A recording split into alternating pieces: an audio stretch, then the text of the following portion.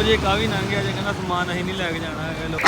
ਉਹਨੇ ਜੋੜਾ ਦੇ ਦਿੱਤਾ, ਕਹਿੰਦਾ ਜੋੜਾ ਵੀ ਮੈਨੂੰ ਦੇ ਦਿਓ, ਮੇਰੇ ਇਕੱਲਿਆਂ ਰੌਣਕ ਨਹੀਂ ਲੱਗਦੀ। ਮੈਂ ਕਿਹਾ ਚਲੋ। ਮੁਰਗਿਆਂ ਦਾ ਹਾਲ ਵੇਖੋ ਤੁਸੀਂ ਕੀ ਹੋਇਆ ਪਿਆ ਹੈ। ਮੈਂ ਕਿਹਾ ਪਹਿਲੇ ਜਦੋਂ ਆਇਆ ਦੂਸਰੇ ਨੂੰ ਵੇਖਿਆ ਤੇ ਇਹਨੂੰ ਕੀ ਹੋ ਗਿਆ, ਜਦੋਂ ਮੁੜ ਕੇ ਇਹਨੂੰ ਦੇਖਿਆ ਵਾ ਤੇ ਮੈਂ ਕਿਹਾ ਦੋਵੇਂ ਜਿਹੜੇ ਇੱਕੋ ਤਰ੍ਹਾਂ ਦੇ ਹੋਏ ਪਏ। ਮੁਰਗੀਆਂ ਦੇਖੀਆਂ ਮੈਂ ਕਿਹਾ ਸਾਫ਼ ਸੁਥਰੀਆਂ, ਇੰਨਾ ਵੀ ਨਹੀਂ ਕਿ ਮੀਂਹ ਨਾਲ ਭਿੱਜ ਗਈਆਂ ਤੇ ਲਿਬੜ ਗਈਆਂ। ਤੇ ਇਹ ਵੀ ਦੇਖਿਆ ਸਾਫ਼ ਸੁਥਰੀ ਆ ਮੁਰਗਾ ਦੇਖਿਆ ਤੇ ਇਹ ਕਿਤੇ ਭਾਈ ਉਹ ਚਿੱਕੜ ਜਿਹੇ ਜਾਂਦਾ ਲੜਦੇ ਰਹੇ ਅੱਬੂ ਕਹਿੰਦੇ, ਪਤਾ ਨਹੀਂ ਕਿੱਦਾਂ ਪਿੰਜਰੇ ਤੜਿਆ ਸੀਗਾ, ਉੱਧਰ ਗਿਆ ਇਹਨੇ ਜਾ ਕੇ ਬਾਹਰੋਂ ਮਾਰਿਆ ਮੁਰਿਆ ਹੋਣਾ ਆ। ਤੇ ਉਹਨੇ ਆਪਣਾ ਦਰਵਾਜ਼ਾ ਖੋਲ੍ਹ ਗਿਆ ਜਾਲੀ ਦਾ, ਉਹ ਗਾਰੇ 'ਚ ਲੜਦੇ ਰਹੇ ਦੋਵੇਂ ਜਣੇ, ਗਾਰੋਂ ਗਾਰ ਹੋ ਗਏ। ਨਾ ਪਛਾਣ ਹੁੰਦਾ ਕਿ ਰੰਗ ਕਿਹੜਾ ਸੀਗਾ, ਮੁਰਗਾ ਕਿਹੜਾ ਸੀਗਾ। ਹੈ ਉਹ ਲਾਲ ਬਾਦਸ਼ਾਹ, ਤੇ ਲਾਲ ਬਾਦਸ਼ਾਹ ਦਾ ਰੰਗ ਵੇਖੋ ਕਿੱਦਾਂ ਦੇ ਹੋ ਗਏ। ਮੋਟਰ ਚਲਾਉਣਾ ਦਾ ਨਿੱਘਾ ਪਾਣੀ ਕੱਢ ਕੇ ਨਾ ਇੱਕ ਵਾਰੀ ਨਹਾਉਣਾ ਚੰਗੇ ਤਰੀਕੇ ਨਾਲ ਇਹਨੂੰ ਜਰਾ। ਹੁਣ ਨਵਾਇਆ ਤੇ ਇਹਦਾ ਕੋਈ ਰੰਗ ਰੂਪ ਨਿਕਲਿਆ, ਨਹੀਂ ਤੇ ਸਾਰਾ ਤੁਹਾਡੇ ਸਾਹਮਣੇ ਗਾਰੇ ਨਾਲ ਭਰਿਆ ਪਿਆ।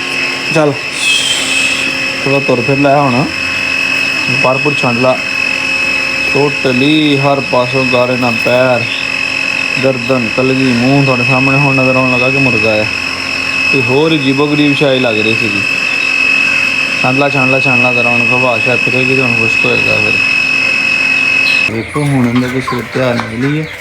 ਹੁਣ ਕਹਿੰਦਾ ਮੂੰਹ ਮੱਥਾ ਨਿਕਲਿਆ, ਦੂਸਰੇ ਨੂੰ ਆ ਕੇ ਤੇ ਮੈਂ ਖੁੱਡੇ ਛੱਡਿਆ ਤੇ ਮੈਂ ਹੁਣ ਜਨਾਬ ਕਿੱਧਰ ਲੈ ਕੇ ਚੱਲਾਂ। ਠੀਕ ਹੈ, ਇਹਨਾਂ ਨੂੰ ਪੈਕ ਕਰਾਂ ਤੇ ਪੈਕ ਕਰਕੇ ਤੇ ਇਹ ਵੀ ਭਜਵਾਵਾਂ। ਜਸਵੀਰ ਨੂੰ ਕਿਤਰੀ ਦਿੱਤੀ ਹੈ ਨਾ ਮੁਫਤ ਨੂੰ, ਉਹਨੇ ਜੋੜਾ ਦੇ ਦਿੱਤਾ, ਕਹਿੰਦਾ ਜੋੜਾ ਵੀ ਮੈਨੂੰ ਦੇ ਦਿਓ, ਮੇਰੇ ਇਕੱਲਿਆਂ ਰੌਣਕ ਨਹੀਂ ਲੱਗਦੀ। ਮੈਂ ਕਿਹਾ ਚਲੋ ਜੀ ਇਹ ਵੀ ਤੁਹਾਨੂੰ ਦੇ ਦਿੰਦੇ ਹਾਂ।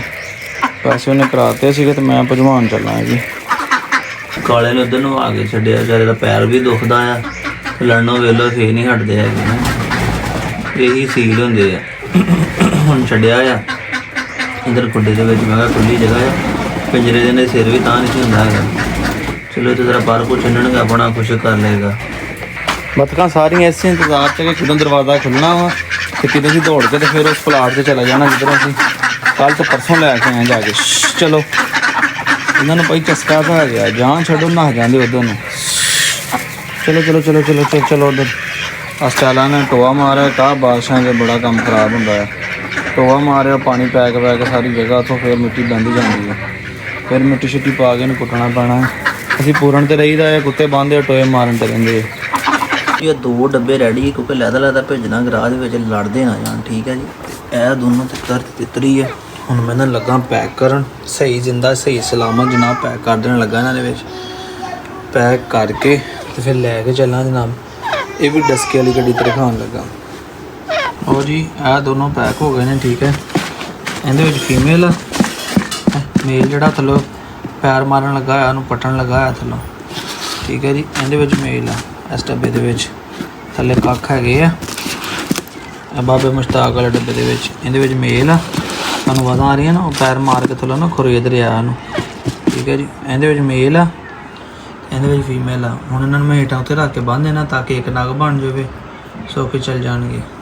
ਇਹ ਚੈੱਕ ਕਰ ਲਵੋ। ਠੀਕ ਹੈ, ਦੋਨੋਂ ਪੈਕ ਹੋ ਗਏ, ਇਹ ਪਿੰਜਰਾ ਖਾਲੀ ਹੋ ਗਿਆ ਜੀ। ਠੀਕ ਹੈ, ਓਕੇ ਹੋ ਗਿਆ ਜੀ। ਅਤੇ ਦੁਆ ਜੀ ਅੱਲਾਹ ਪਾਕ ਇਹਨੂੰ ਖੈਰੀ ਸਲਾਮਤੀ ਲੈ ਜਾਵੇ ਜੀ।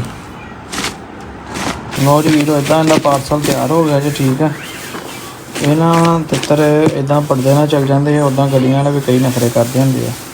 ਇਹ ਤਿੱਤਰ ਨਹੀਂ ਲਿਜਾਣਾ। ਠੀਕ ਹੈ, ਹੇਠਾਂ ਉੱਤੇ ਪੈਕ ਹੋ ਗਏ, ਉਹਨੂੰ ਆਪਾਂ ਹੀ ਦੱਸਣਾ ਕਿ ਸੀਲ ਚੂਚੇ ਆ। ਠੀਕ ਹੈ, ਆ ਦੇਖ ਲਓ, ਚੈੱਕ ਕਰੋ ਭਰਾਵੋ। 12 ਦੇ ਨਾਲ ਦੇ 12 ਦੇ ਵਿੱਚ ਹੀ ਪਹੁੰਚਿਆ ਆ ਉੱਤੇ ਛਾਪਰ ਪਾ ਕੇ ਲਿਆ ਭਾਈ, ਤੇਰਾ ਛਾਪਰ ਪਾ ਕੇ ਲੈ ਕੇ ਆਇਆ ਇਹਨਾਂ ਦੇ ਉੱਤੇ ਤਾਂ ਕਿ ਭੇਜਣ ਨਾ ਕਰਦੇ, ਕਿਤੇ ਨਾ ਨਰਮ ਹੋ ਜਾਣੇ। ਇਹ ਹੁਣ ਖੜਾ ਮੇਨ ਸ਼ੇਖੂਪੁਰਾ ਰੋਡ ਦੇ ਉੱਤੇ।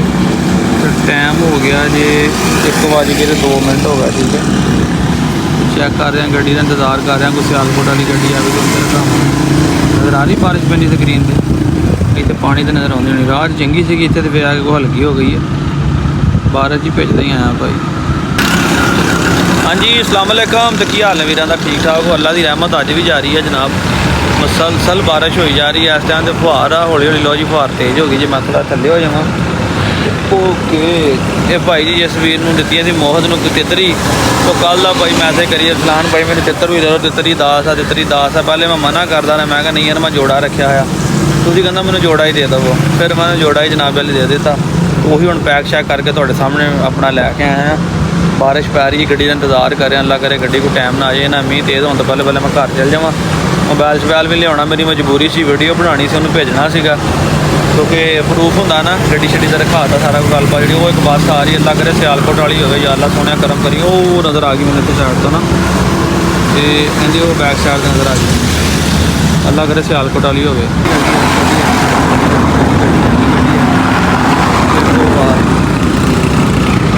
ਆ ਜਾ ਗੱਡੀ ਆ ਗਈ ਜੀ। ਅੱਲਾ ਰੱਖੇ ਉਹ ਬੇਗੋਵਾਲ ਦਾ ਟਾਈਮ ਉਹਨੇ ਦੱਸੇ ਨਹੀਂ ਜਾਣਾ ਹੈਗਾ।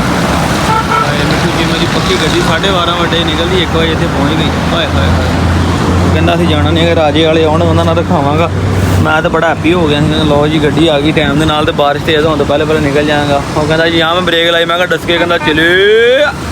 ਉਹਨੇ ਭਾਈ ਗੱਲ ਹੀ ਨਹੀਂ ਸੁਣੀ। ਇਹ ਪੱਕੀ ਗੱਡੀ ਸੀਗੀ, ਇਹਨੇ ਬੜੇ ਟਾਈਮ ਨਾਲ ਪਹੁੰਚ ਜਾਣਾ ਸੀਗਾ। ਮਿੱਠੂ ਚੀਮਾ ਬੇਗੋਵਾਲ 12:30 ਵਜੇ ਫੈਸਲਾਬਾਦ ਨਿਕਲਦਾ ਆ। ਇਹਨਾਂ ਤੇ ਉਹ ਚੂਚੇ ਵੀ ਆਏ ਸੀਗੇ ਜਿਹੜੇ ਉਹ ਸਮਾਨ ਭਾਈ ਨੇ ਭੇਜੇ ਸੀ ਨਾ, ਉਹੀ ਗੱਡੀ ਹੈ ਮਿੱਠੂ ਚੀਮੇ ਵਾਲਿਆਂ। ਤੇ ਚਲੋ ਇੰਤਜ਼ਾਰ ਕਰਦੇ ਹਾਂ ਜੀ, ਬਹਿ ਕੇ ਗੱਪਸ਼ਪ ਕਰਦੇ ਹਾਂ ਕਿ ਮੋਬਾਈਲ 'ਤੇ ਚੈੱਕ ਕਰਦੇ ਹਾਂ। ਬਲਕਿ ਬੱਤਖਾਂ ਆਈਆਂ ਨੇ ਆਪਣੇ ਕੋਲ 2 ਵੱਡੀਆਂ ਫੀਮੇਲਾਂ ਦੇ ਮੇਲ, ਉਹਨਾਂ ਦੀ ਵੀਡੀਓ ਬਹਿ ਕੇ ਲਾਉਣਾ ਟਿਕਟੋਕ 'ਤੇ। ਕੀ ਪਤਾ ਬਾਰਿਸ਼ ਦੀ ਝਾੜੀ ਦੇ ਵਿੱਚ ਰੱਬ ਰਹਿਮਤ ਕਰਦੇ ਕਿਤੇ ਸੌਦਾ ਹੋਈ ਜਾਵੇ, ਉਹਨਾਂ ਦੀ ਵੀਡੀਓ ਲਾ ਲੈਣਾ ਅੰਦਰ ਬੈਠ ਕੇ। ਲੋ ਜੀ ਕਾਫੀ ਲੰਘ ਗਿਆ ਜੇ, ਕਹਿੰਦਾ ਸਮਾਨ ਅਸੀਂ ਨਹੀਂ ਲੈ ਕੇ ਜਾਣਾ ਹੈਗਾ, ਲੋਕਲ ਹੋਣੀ। ਉਹ ਉੱਥੋਂ ਦੌੜ ਲਾਈ ਹੈ ਗੱਡੀ ਦੇ ਮਗਰ। ਬਾਰੇ ਦੇ ਵਿੱਚ ਤਰੀ ਭੇਜਣੇ ਔਖੇ ਹੋ ਗਏ। ਇੱਕ ਤਾਂ ਪਿੱਛੇ ਗੱਡੀ ਆ ਰਹੀ ਪਈ, ਸਮਾਨ ਉਹਨੂੰ ਫੜਾਈਏ। ਬਾਹਰ ਹੀ ਵੇਖ ਲਓ ਲੱਗੀ ਆ। ਉਹ 8-10 ਗੱਡੀਆਂ ਉੱਠ ਕੇ ਵੇਖ ਲਈਆਂ ਆ। ਇਹਨ ਕਰੋ ਕੋ 8-10 ਗੱਡੀਆਂ ਉੱਠ ਕੇ ਵੇਖ ਲਈਆਂ ਭਾਈਆ। ਕੋਈ ਮਿਲ ਰਹੀਆਂ ਲੰਘੀ ਜਾਂਦੀਆਂ, ਕੋਈ ਕਾਹਦੀਆਂ ਓਏ। ਹੁਣ ਤਾਂ ਚਿੱਕੜ ਦੇ ਵਿੱਚ ਬੱਸ ਮਗਰ ਦੌੜ ਲਾਈ ਹੈ ਤੇ ਗੱਲ ਨਹੀਂ ਬਣੀ। ਕਹਿੰਦਾ ਨਾਲ ਜਾਣਾ ਤੇ ਲੈ ਜਾਂਦੇ ਆ, ਪਾਰਸਲ ਨਹੀਂ ਹੀ ਲੈ ਕੇ ਜਾਣਾ। ਮੈਂ ਕੀ ਲੈ ਜਾਣਾ ਦੱਸ, ਮੇਰਾ ਛਾਪਰ ਵੀ ਉੱਡ ਗਿਆ। ਅੱਜ ਤਾਂ ਯਕੀਨ ਕਰੋ ਦਲੀਲ ਕਰਤਾ ਇਹਨਾਂ ਤਿੱਤਰਾਂ ਨੇ। ਉਹਨੂੰ ਮੈਂ ਕਿਹਾ ਜੀ ਤੈਨੂੰ ਭਜਵਾ ਦਿਆਂਗਾ, ਉਹਨੂੰ ਵੀ ਸਕੂਨ ਨਹੀਂ ਆਉਂਦਾ।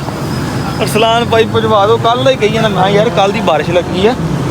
ਬਾਰਿਸ਼ ਤੁਹਾਨੂੰ ਪਤਾ ਗੱਡੀਆਂ ਵੀ ਜਿਹੜੀਆਂ ਨੇ ਨਾ ਘੱਟ ਜਾਂਦੀਆਂ ਕਿਉਂਕਿ ਸਵਾਰੀ ਥੋੜ੍ਹੀ ਹੁੰਦੀ ਆ।